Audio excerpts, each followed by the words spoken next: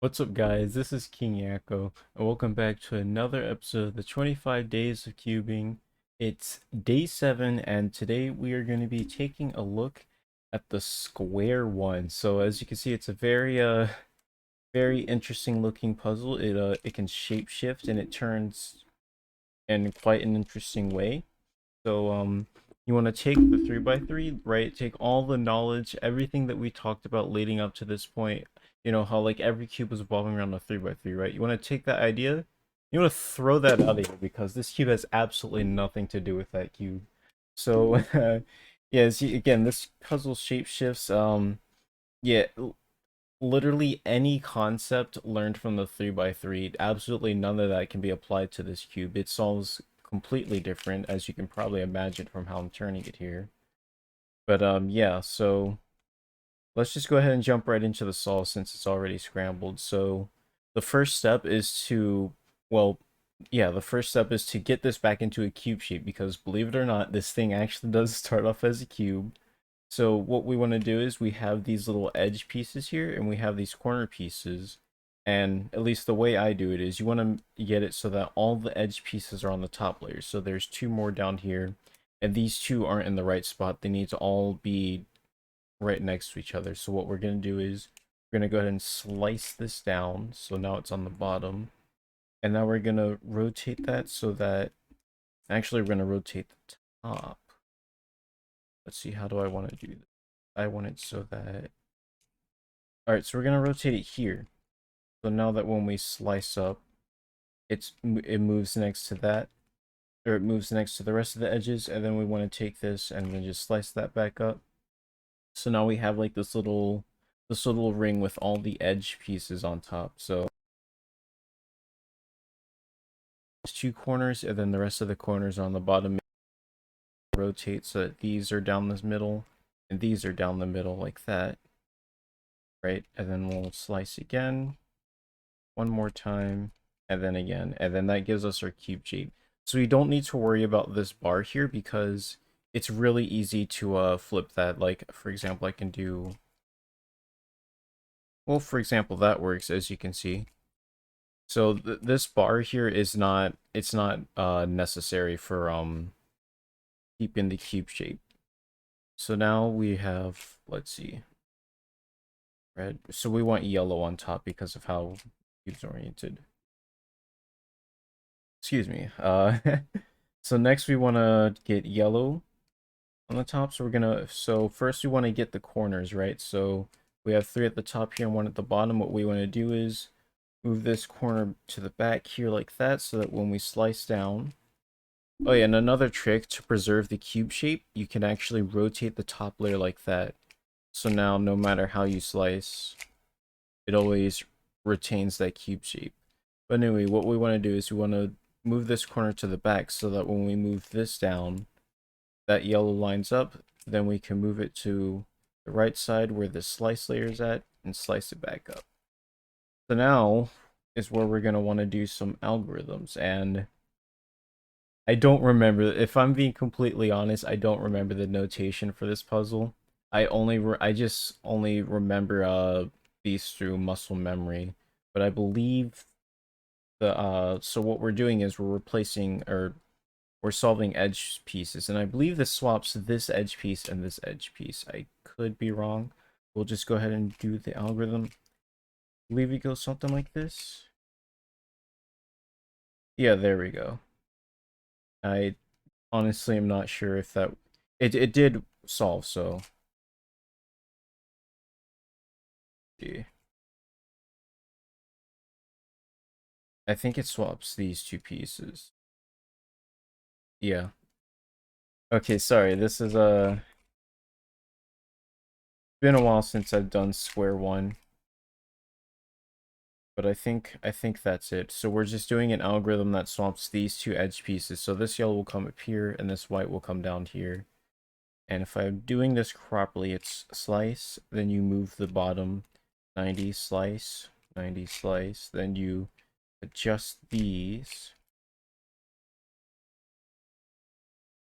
Yeah. I'm vaguely remembering this. I don't think I'd be...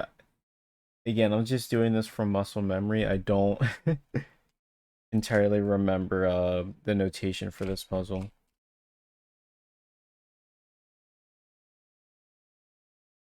Yeah, see, I messed it up there. I think that's an easy fix, so we should just be able to slice down like that, slice back up, and there we go. That orients the top and the bottom. So next what we want to do is another algorithm. I'm actually going to rotate the bar. Again, like I said, that's pretty easy to flip. What you can do is slice, and then do a double flick on the top, and then you just do that 3 times. So that's 1, 2, 3. And then that rotates the bar. And then there's another trick that you can do that I'll show in just a second, but next what we want to do is we want to try and put all these edge and corner pieces in their proper places. Again, it's a similar concept to the 3x3, but it's executed in a completely different way because the only way, now that we have it back in the cube shape, it's actually easier to demonstrate how this puzzle turns. But as you can see, there's this bar here. You cannot turn the puzzle this way at all. You can only rotate on this axis right here where we have this split, right? So you can only rotate like that, and you can only do a 180. Like, I can't rotate it 90 and then turn. It always has to be like this. It's a pretty interesting puzzle. I think it's a really fun puzzle to solve, but man, there is a lot to it. So yeah, now back to actually solving the thing. So what we want to do is we have these two corners. We call them headlights. So we want to put those in the back of the puzzle. And then again, we have another algorithm. This one I do remember a lot better. What we're doing is we're going to slice up, move both the top and the bottom layer at the same time in the same direction. Then we want to go up, slice up, move the bottom layer, slice down, move it back, slice up, move both layers back. Okay, no, I messed that up. Oh boy, we might have to restart here. Okay, I think I figured out what it is we're missing. So we rotate like this, slice up that. We move the top layer, then it's... There we go. I think I remember it now. So again, so it's slice up, move the top and the bottom, slice up, move the top layer, then it's down, up, and then you move the bottom layer back, and then down again. Yeah, okay. Yeah, apologies for that, but so yeah, that's the what that algorithm does is that will help solve the corners, so now we only have to worry about the edges, but that only affects the top layer, so now we need to do this bottom one. And we could just turn the cube over like this and slice this way, but it doesn't really work because it changes the orientation of this bar, and it also makes it awkward to grip. And then on top of that, rotating the cube it usually tends to be a bad thing. That's not something you want to do often during solves.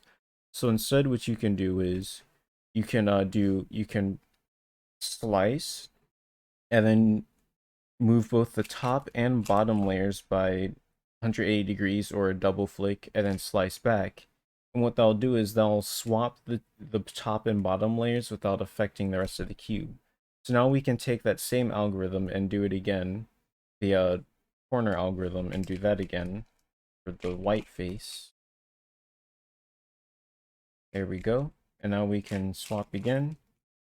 And now we're going to solve the edges. So we solve both the top and the bottom at the same time, and looking at this, I hope we don't get parity, because that is one thing I definitely don't remember how to do for this puzzle. But only one way to find out, right? So let's see if I remember this one. So we're gonna do, what this algorithm does, it'll swap this edge piece and this edge piece, as well as this one and this one. So actually, I would rather swap these two and then swap these two. So let's go ahead and move that there. And these two getting swapped is fine. I'm holding it in the wrong direction. Alright, so after some like ridiculous fumbling around, we finally got to the parody. Yeah, again, I have no idea how to do this, so I'm gonna attempt to remember how to do the parody algorithm. I just remember that it's extremely long and the notation is like really difficult, at least for me to read, but let's go ahead and try it. So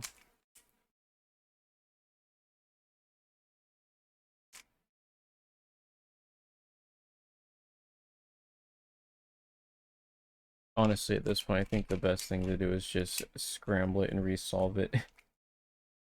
I'm already lost. Alright, you guys, we finally got the cube into a state where... I'll just realign this real quick. This is finally a case where it's not parody. It took forever of just fumbling around with the cube because, again, I don't remember anything about this puzzle. Let's go ahead and do this algorithm one last time. Not mess it up for camera. There we go. A square one is finally solved. There's a reason why I don't solve this cube very often.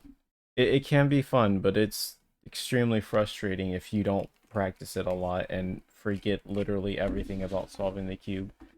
But yeah, that'll be it for this episode of 25 Days of Cubing. Hope you guys enjoyed. If you did, be sure to leave a like, comment, all that good stuff. And of course, don't forget to subscribe for more high quality content like this in the future. But that'll be it for me, and I'll see you in the next video. Bye bye.